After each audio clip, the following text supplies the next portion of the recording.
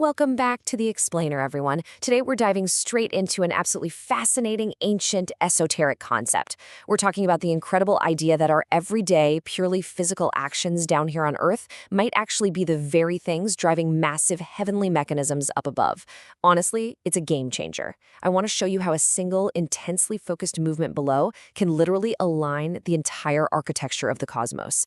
So think about it for a second. What if a simple, mundane movement you make perfectly turns the hidden gears of the entire universe? I mean, we so often think of spirituality as something strictly internal, right? Something abstract, maybe floating in the clouds. But the deep, mystical sources we are analyzing today suggest something radically different. What if your physical reality is actually a highly responsive, real-time control panel? To really wrap our heads around this, I want you to picture an incredibly intense, almost cinematic physical scene in ancient Egypt. Just imagine it. The swirling dust kicking up, the heavy gleaming wheels, the sheer explosive muscular power of the horses surging forward. This is that famous moment documented in the texts where Joseph, acting as the viceroy of Egypt, forcefully and physically harnesses his earthly chariot to move forward. It's grounded, it's loud, it is visceral. But here's the secret. It is entirely a mirror for something else. Now, boom, suddenly the vision expands. Look at how this dusty, physical Egyptian reality is instantly overlaid by a massive supernal master system. Right above Joseph, mirroring his exact position, is the celestial chariot from the book of Ezekiel. We are talking about wheels within wheels, Malachim, these flaming angels, and a human-like form upon the throne radiating just infinite light. The lower chariot that Joseph is physically driving is perfectly, flawlessly mirroring the upper chariot. And this is where the Zohar drops an absolute bombshell. It reveals the deep, mystical secret, the Yesod, of this event. It explicitly states that the earthly kingdom was designed from the ground up as a perfect, real-time mirror of the heavenly kingdom. When the text tells us Joseph harnesses his chariot, it literally means his movement below activates and completely aligns with the movement above. It's a one-to-one synchronization. Now, we really need to get our definitions straight here to understand this mirror effect. We have to look at the word Merkavah. Look, we are not talking about some ancient wooden cart with wooden spokes. In this esoteric context, the Merkavah is an unimaginably vast vehicle of divine presence. It is the literal cosmic architecture of the universe itself. It's this dynamic, living structure through which infinite divine energy actually interacts with finite creation. You know, the best way to think of this today is like high-level cosmic engineering. The upper chariot, that's your cloud-based master system. It holds all the source code, all the infinite processing power. Joseph's chariot, his physical body, and his literal actions in the mud of Egypt, that is the local hardware interface executing its commands. When the local hardware is perfectly synced, it mirrors every single motion of the cloud-based system in real time. No lag, no distortion, just perfect reflection. So you might be wondering, why Joseph? Well, in the Kabbalistic framework, Joseph acts as the tzaddik Yesod olam, the righteous who is the foundation of the world.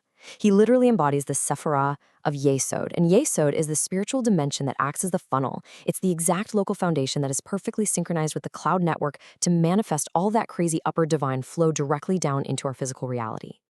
It gets even wilder when you look at the raw data flowing through this system, which the texts describe as specific cosmic color dynamics. We have the flashing white fire of Chesed, or loving kindness. Then there's the intense red fire of Gevurah, representing strict judgment. Next is the balancing green harmony of Tiferet. And all of this funnels right down into Yesod, Joseph's domain. Joseph's physical actions below are literally reflecting and channeling these exact color frequencies into the world. But we aren't just talking about a few attributes here. The whole system operates through the perfect, exhaustive integration of all 10 Sephirotic. The upper chariot is the complete metaphysical configuration, from Chesed all the way down to Malchut.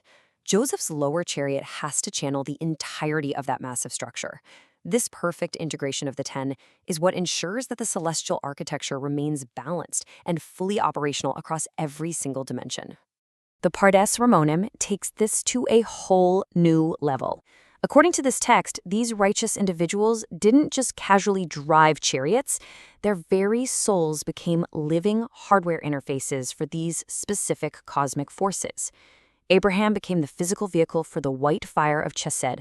Isaac became the vehicle for the red fire of Gevurah. Jacob perfectly balanced them as Tiferet, and Joseph became the vehicle for Yesod, the final, crucial channel that grounds all those previous forces right into the physical domain. Now, keep in mind, this wasn't easy. Egypt was considered the absolute epicenter of spiritual darkness at the time. By maintaining his strict alignment and purity, Joseph's physical actions in Egypt effectively broke down what Kabbalah calls the klipa. You can think of klipa as the corrupted files, the dead husks, the negative systemic viruses that were constantly trying to crash the local system. By staying aligned, he actually purged the local hardware. It's honestly so much like a high-end RPG video game. Look at how this builds. To achieve this state, a player, or a human, must first clear their stats by removing corrupted local traits. Second, they have to precisely align their local hardware with the higher dimensional master system. And when those two steps are finally complete, step 3 kicks in. They suddenly unlock incredible higher dimensional abilities to alter and direct the reality around them.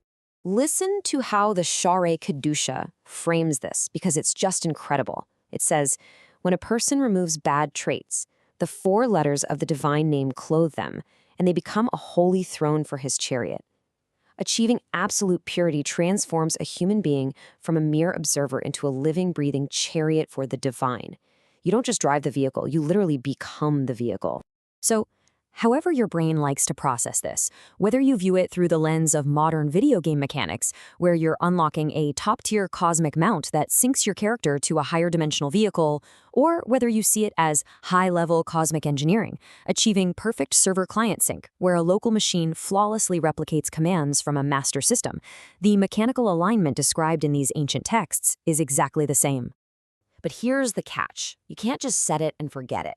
This alignment isn't a one-time event. It requires exhaustive, continuous maintenance. You have to balance the 6 cosmic directions, align the 4 faces of the Merkavah, and integrate all 10 Sephirotic. And how do you actually do that? Through continuous, mindful, righteous physical action. The texts make it incredibly clear. Our constant, deliberate physical actions below are literally what sustains this massive, awe-inspiring alignment above. So if these ancient texts are right, and your physical reality is quite simply the local hardware for a vast cosmic architecture, what gears are your daily actions turning right now? Thank you for joining us for this complete journey through the Pardes. We hope these ancient truths help you and your family improve your own dimensions this week. If you enjoyed this full chapter deep dive, please like, subscribe, and share which part of the journey touched your soul in the comments. We'll see you in the next chapter.